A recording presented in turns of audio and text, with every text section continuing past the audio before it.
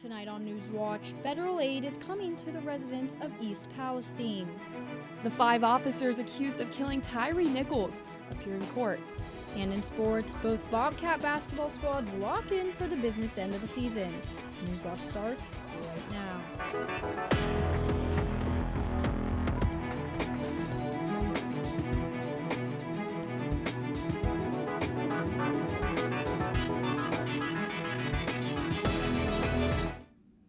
Good evening, I'm Emma Dollenmare. And I'm Morgan Anderson. Welcome to Newswatch, your source for news impacting southeastern Ohio.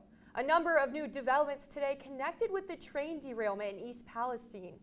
President Joe Biden is sending federal public health support after requests for help from Ohio Governor Mike DeWine and the Ohio congressional delegation. A release from the White House today says the Department of Health and Human Services and the Center for Disease Control and Prevention are deploying a team of medical personnel and toxicologists to conduct public health testing and assessments.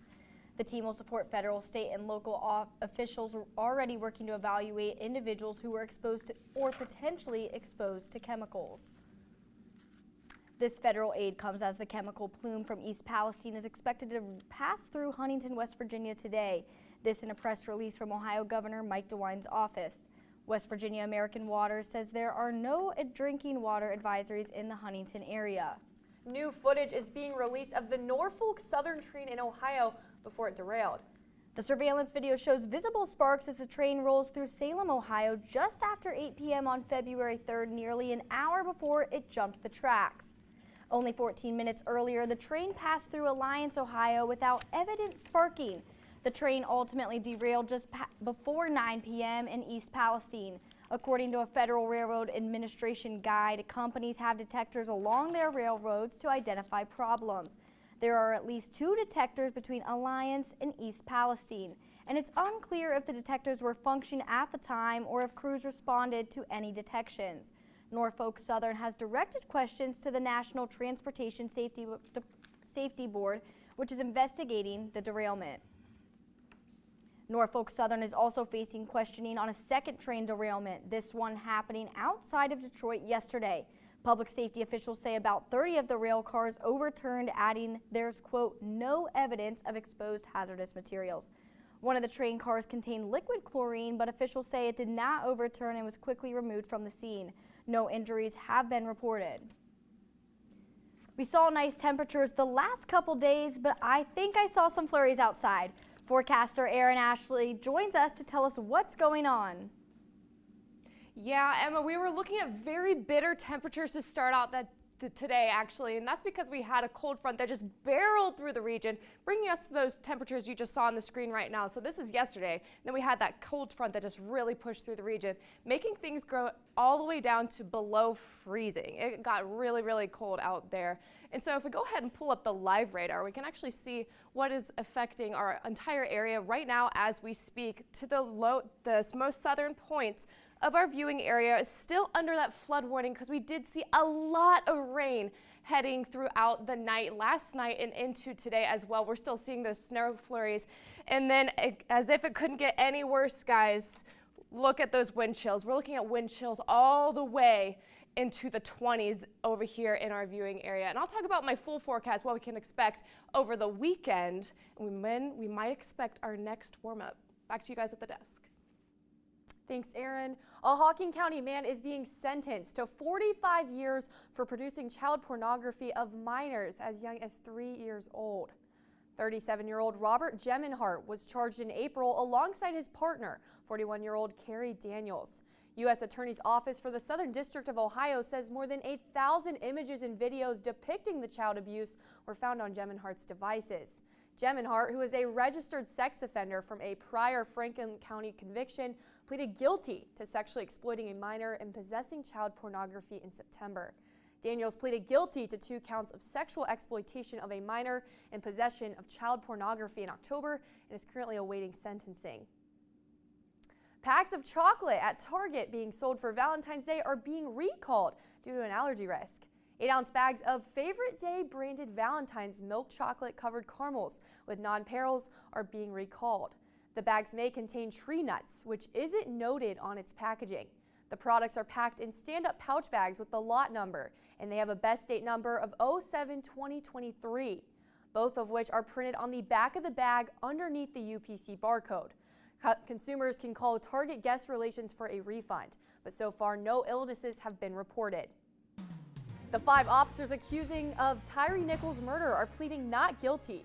We take you inside the courtroom. And how law enforcement departments are recruiting around the country amid new scrutiny above, police practices. These stories and more when Newswatch returns.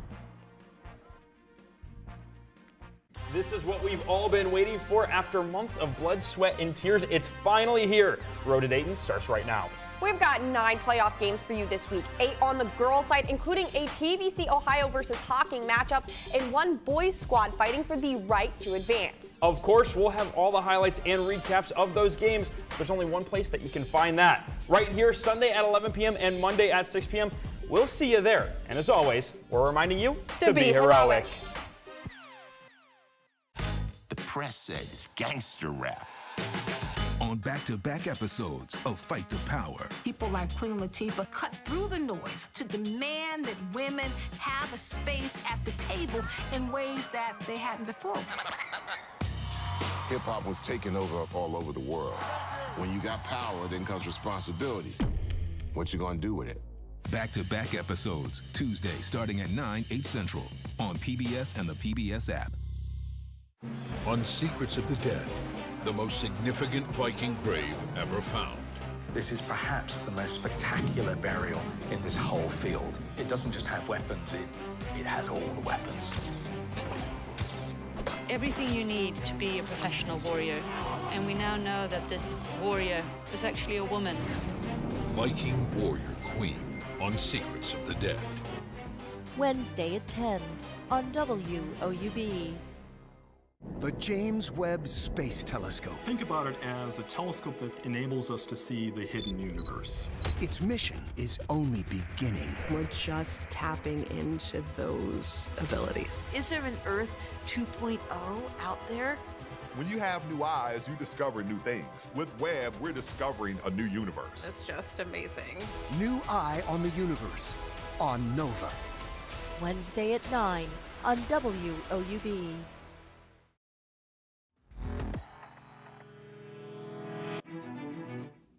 The 5 Memphis Police Department officers accused of killing 29-year-old Tyre Nichols in January are pleading not guilty to second-degree murder. The former officers were formally arraigned nearly a month after video showed the officers punching, kicking, and striking Nichols with a baton. Gloria Pasmino has the details from the courtroom today. The 5 Memphis officers charged in connection with the killing of Tyre Nichols faced a Shelby County criminal court judge Friday and declared their innocence. At this time, we waive the formal reading of the indictment off to the court. A plea of not guilty. Tadarius Bean, Demetrius Haley, Justin Smith, Emmett Martin III, and Desmond Mills Jr. were formally arraigned during this brief court proceeding less than a month after they were fired from the department. And 2 months since police and traffic cameras captured them brutally beating Nichols, a 29-year-old black man, after he was pulled over for a traffic stop. All 5 men are facing charges of second-degree murder, aggravated assault, aggravated kidnapping, official misconduct, and official oppression. On the other side of the courtroom, the Nichols family, coming face-to-face with the men accused of taking their son's life. They didn't even have the courage to look at me in my face after what they did to my son. As the wheels of justice begin to turn, the Shelby County District Attorney said the office is reviewing as many as 100 cases related to the now defunct Scorpion unit, the same anti-crime unit the 5 charged police officers were once a part of. If there's reason to doubt that the case is a valid conviction, then we'll reconsider that. I'm Gloria Pasmino reporting. With the death of Nichols and the murder of George Floyd in recent memory, law enforcement is struggling to recruit new officers. Mike Valerio has the story on what agencies are doing to rebuild their ranks. From their final inspection as recruits to the jubilation of being Los Angeles County's newest sworn sheriff's deputies. Mother of two, Daisy Morris says she'll never forget adding her law enforcement family to her ecstatic extended family. They were proud. You know, they know I've been wanting this for a long time. But even though this graduation is packed, recruitment for law enforcement nationwide is down. What kind of deficit are you dealing with right now? Right now, we have approximately 1,100 vacancies. LA Sheriff Robert Luna took the helm of the department in December, and a new strategy he's pursuing, speeding up the hiring process. We're testing multiple times a month. We're giving people opportunities, shortening the time that we're testing. We're taking a little different approach now where we want to make it a little bit more intimate. Captain Aaron McCraney of the Los Angeles Police Department is hosting the LAPD's first ever hiring mixer in the community. Not in a government building, but here in the heart of Watts. I'm Middle Eastern myself, so I want to bring to my own community like women could become police officers. I wanted to transition into something that I could, still use my skills and, actually make a difference. In Washington, D.C., they offer the housing incentive, and then the $20,000 signing bonus was also nice. Recruit Alexandra Salmon moved from Long Island to D.C., where starting salary for Metropolitan Police officers is just over $66,400. Add to that a $20,000 hiring bonus. First-year pay now totals $86,400. This should be, how do we go big in this country? Chuck Wexler, head of the Police Executive Research Forum, says there's recruitment and then there's broader reform. Maybe we ought to think about, 10 regional academies around the country that teach what we think professional policing should be. These fresh faces know it's up to them, writing the next chapter of policing and setting the tone for the people they serve. If I could leave them with a positive interaction to go home to, that's what I look forward to every day. In Los Angeles, I'm Mike Valerio. Secretary of State Anthony Blinken met in Germany today to discuss Ukraine, climate changes, and more with German officials. Blinken spoke with German Federal Minister for Foreign Affairs, Annalena Baerbock, thanking Germany for its collaboration and support for Ukraine. According to a release from U.S. Department of State, Blinken underscored U.S. commitment to NATO and welcomed Sweden and Finland into the alliance. This meeting comes as President Joe Biden receives a letter asking for fighter jets to be sent to Ukraine. A bipartisan group of 5 lawmakers wrote Biden to fulfill Ukrainian President Vladimir Zelensky's request for F-16 fighter jets. They cited a renewed Russian offensive and the expectation that large-scale combat operations will ramp up. So far, President Biden has ruled out giving Kiev combat aircraft. However, the UK has said it will start training Ukrainian pilots on NATO standard fighter jets.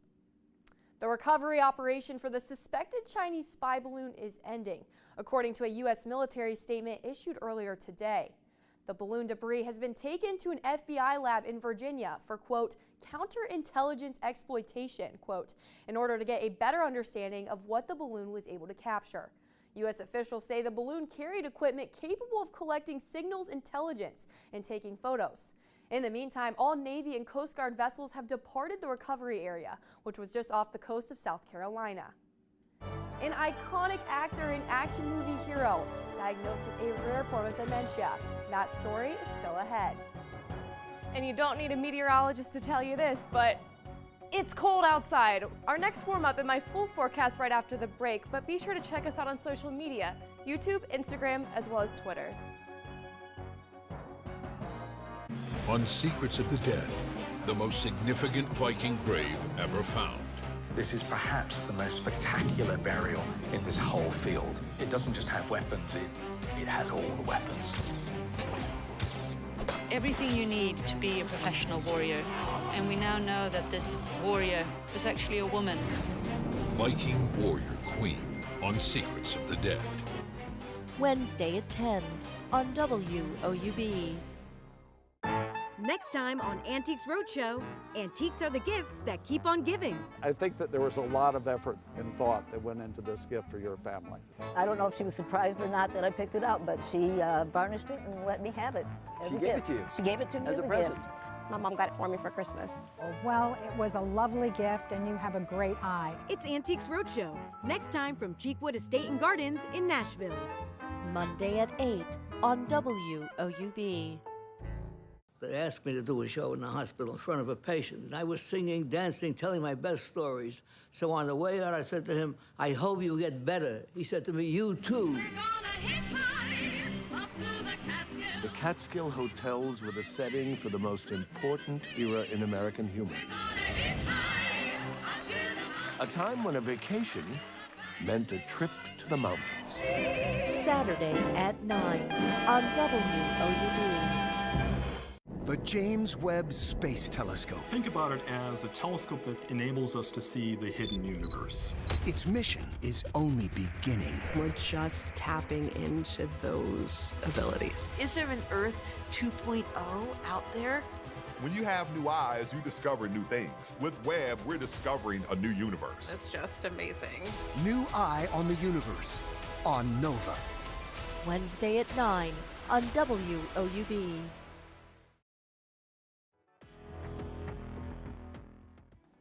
Welcome back to Newswatch. Looking outside your window, we are seeing very overcast skies right now. That in combination with a bunch of winds that are just coming from the northwestern direction, making those temperatures feel a lot colder than what your thermometer might read, So we did have that cold front that has since moved out towards the east, but again, those clouds will stick around and they will stick around throughout the night. So definitely going to want to bundle up. The way that clouds work and cloud coverage, we are starting to see the effects of that cloud coverage. We're going to see some heat over the next couple of, early into next week, I should say. But again, those northwesterly winds are going to make that temperature feel a lot chillier. You're going to want to bundle up, cover your ears as well as your hands because it's going to feel a lot chillier, contrary for the past couple of days. So I pulled up the local watches and warnings map to again reiterate we are still seeing flood warnings in the southern counties of our viewing area.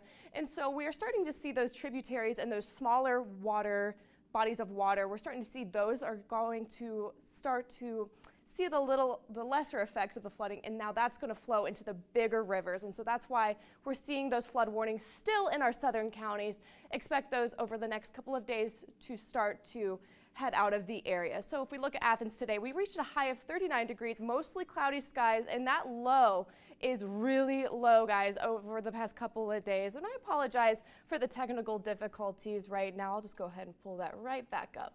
Yeah, there we go. Okay, yeah, partly cloudy skies tonight.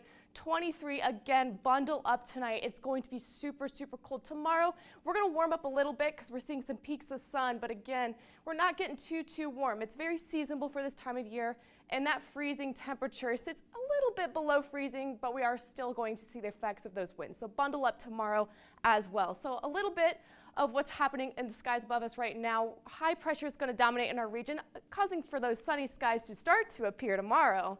And so if we look into tomorrow night, it's going to push even farther north into our region. So we're going to see some drying conditions along with that dry line as well. And so if we look over into the weekend, not too much happening for us here in southeastern Ohio, mainly dominated by that high pressure center. So again, it's going to be pretty uneventful this weekend. Temperatures are going to remain pretty seasonable for this time of year. Going to get some peaks of sun as well. Temperatures again in the mid to upper 40s, and we're going to start to see some warming effects with those cloud coverage over in the overnight hours. So again, on Sunday, 56 degrees is going to be the high, and the overnight low sitting a little bit on the warmer side, 41 degrees. And unfortunately, the start to the work week isn't looking too pleasant, guys. Bring the umbrella, and actually those temperatures are going to be deceivingly nice, but again, cloud cover in combination with rain showers, overall not going to be too pleasant to start off your week. Going to want to soak up those last bits of sun while you can over this weekend because again, next week not looking too great. Back to you guys at the desk. Thanks, Erin. Reporter Jensen Necht takes a look at the future of vehicles and what it means for Athens and Vinton County residents.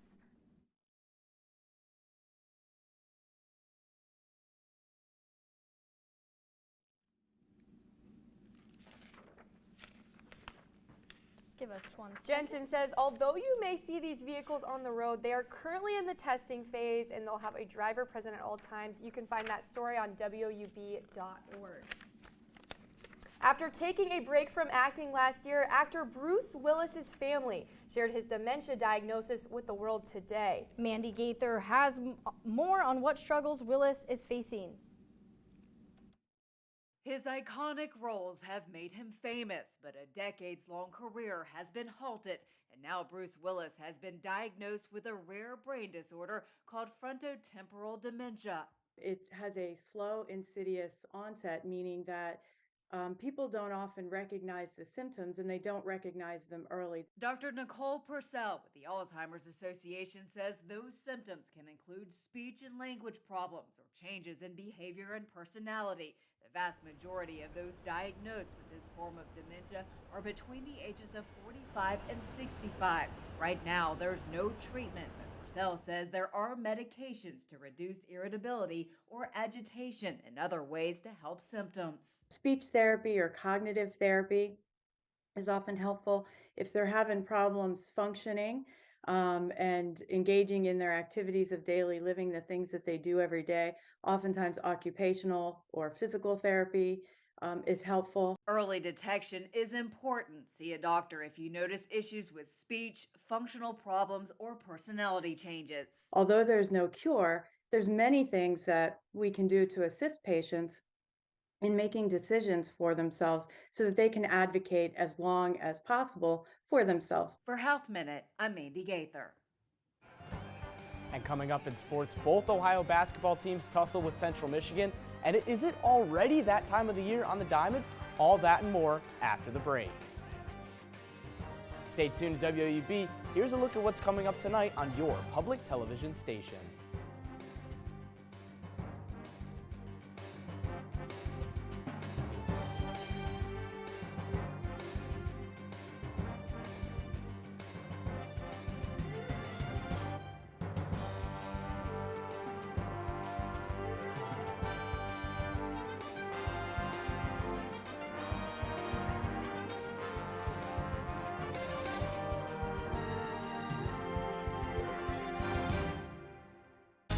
Press said it's gangster rap. On back-to-back episodes of Fight the Power. People like Queen Latifah cut through the noise to demand that women have a space at the table in ways that they hadn't before. Hip-hop was taking over all over the world. When you got power, then comes responsibility. What you gonna do with it? Back-to-back episodes, Tuesday starting at 9, 8 Central on PBS and the PBS app. Why Chillicothe? Why this area?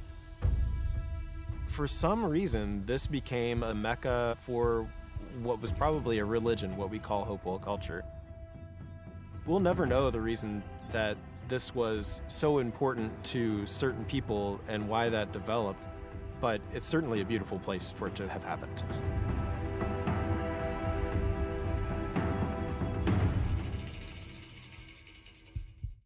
This is what we've all been waiting for after months of blood, sweat, and tears. It's finally here. Road to Dayton starts right now.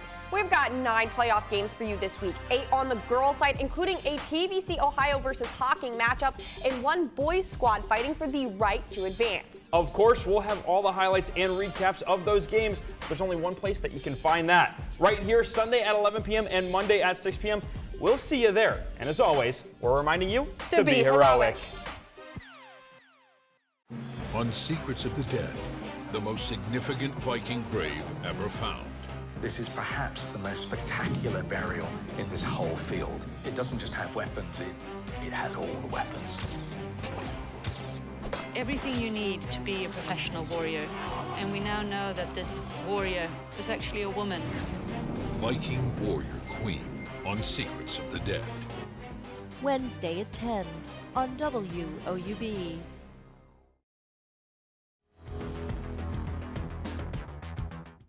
Welcome back. I'm Ethan Sargent with sports. And as we just heard from forecaster Aaron Ashley, it's a cold one out here in Athens. But as the weather hopefully will be soon, the months flipping towards springtime means that it is time for baseball. Game 1 today for Craig Moore's Ohio baseball squad. And a rain delay, unfortunately, has pushed this one all the way back to 7 p.m. now. Originally 6 p.m., now 7 p.m. And they'll be in action eventually against the UNC Wilmington Seahawks at about 7 p.m. Eastern time, hopefully weather permitting. Ohio was voted 6th in the MAC preseason poll and will look to improve on last season's 4th place finish in the regular season. And they'll go again this weekend with a second game against the Seahawks, as well as battles with Navy and nationally ranked Virginia. And the baseball team aren't the only bats in action today. The softball team is busy with a doubleheader in Baton Rouge. They unfortunately lost their first game of the day 2-0 to Central Arkansas. The Bobcats were sloppy in the field as 5 errors would prove extremely costly, as a throwing error and a wild pitch were the sources of both runs. And unfortunately for them, it's not going too much better. They couldn't dwell on that loss, and they're underway against LSU, and they're currently down 7-0 in the bottom of the 5th to the Tigers. And the Tigers are ranked 18th in the country, and as we're seeing, it's a stern test early in the season for the Bobcats, but they'll have plenty of time to figure things out. Switching over to the hardwood, where it is a busy Saturday for both Ohio basketball teams. And let's start with the women, who take on Central Michigan. After that dramatic win over Northern Illinois last time out at the Convocation Center, the Bobcats will once again be looking to bounce back after another tough loss. They fell 78-53 on the road against the MAC leaders Ball State on Wednesday. Saturday, they'll turn their attention to the Chippewas, who sit just one spot above them in the MAC with a 4-9 conference record. As we take a quick look at the bottom of the MAC standings, we can see that despite their record, the Bobcats still have a chance to play very meaningful basketball soon. With just 5 MAC games remaining, Ohio sits 2 games out of a place in Cleveland for the MAC tournament. If they can pick up some wins like tomorrow, they definitely have an outside shot at getting to the MAC dance as part of those top 8 teams. Shout out John Rothstein. January, February, bowls. We're just a few short weeks away from March, and as the calendar flips, the Ohio men's basketball team are heating up at the right time. Bowles has his team humming. After a 1-4 start in MAC play, the Bobcats have found their footing. They've taken 6 of their last 8, including their last 4, and their last 2 wins have easily been their most impressive.